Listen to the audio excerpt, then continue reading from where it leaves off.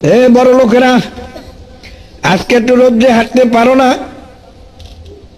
সাধারণ গরম সহ্য করতে পারো না, এয়ার কন্ডিশন ছাড়া থাকতে পারো না, আরে নরম বিছানা ছাড়া ঘুম আসে না, শক্ত বিছানায় শুলে ভিটে কাটার মতো লাগে, খালি পায়ে হাঁটতে পারো না, মাটির চাকা তোমার কাছে কাটার মতো লাগে। কোনদিন চিন্তা করিয়া দেখছো এই নরম শরীর যদি খোদা না খাস্তা জাহান্নামে আযাব শুরু হইয়া যায়, জাহান্নামের সাপ বিচ্ছুর কামড় সহ্য করতে পারবে কিনা মনের বুঝাইয়ে দেখো। কিয়ামতের ময়দানে এই সূর্যটা যেটা এখন 9,30,00,000 মাইল দূরে, এই সূর্য যখন এক হাত বা সো হাত মাথার উপর করিয়া ছাড়বে আল্লাহ,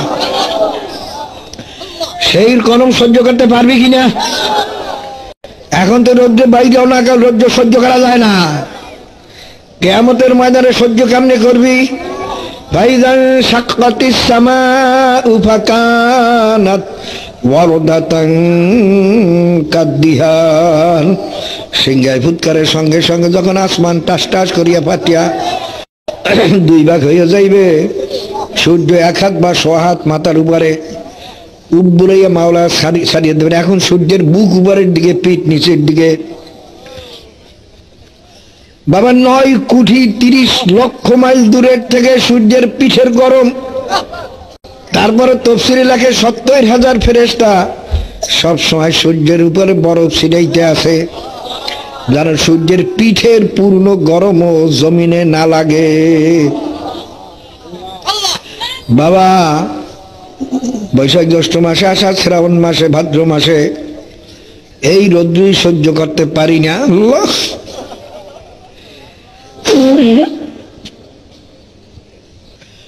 বাবারা চিন্তা করে দেখো, মাওলার কালাম যদি সত্যি হয়, গুনাহগার হইয়া কিয়ামতের ময়দানে উঠলেই সূর্য এক হাত বা সো হাত মাথার উপরে থাকবে। আল্লাহ পাক বলবেন বরফ ছিটান তো দূরের কথা, এ সূর্য তোমার মধ্যে যত গরম আছে আজকে ছাড়িয়া দাও। গুনাহগারেরা বুঝুক যে আমি মাওলা কেমন।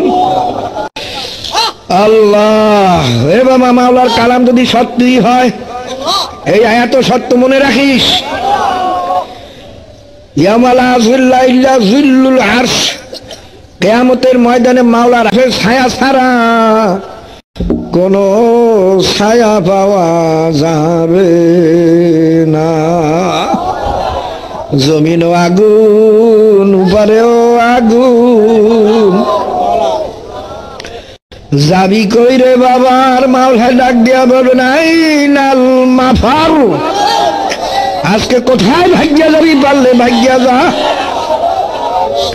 দুনিয়াতে আমার হুকুম মানো না, ভাগ্যা গেছো।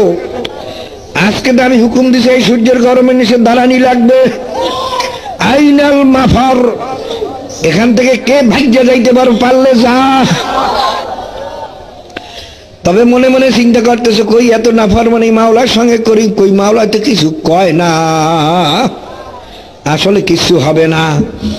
অনেকে এই ধোকায় পড়ছো বাবারে। আল্লাহ পাক ফরমান আম হিল হুম রুয়াইদা, ওগো ঢিল দাও, আরো ঢিল দাও, ঢিল দেওয়ার মতো ঢিল দাও।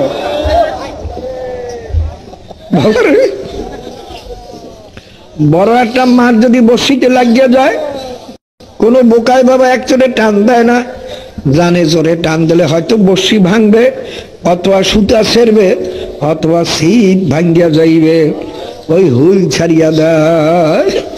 মাছে সারা পুকুরে ঘোরে আর বলে, ও বড়শিওয়ালা, আমাকে তো রাখতে পারল না, আমি তখন ইচ্ছা মতো ঘুরতেছি, আমার যেহেতু শক্তি বেশি।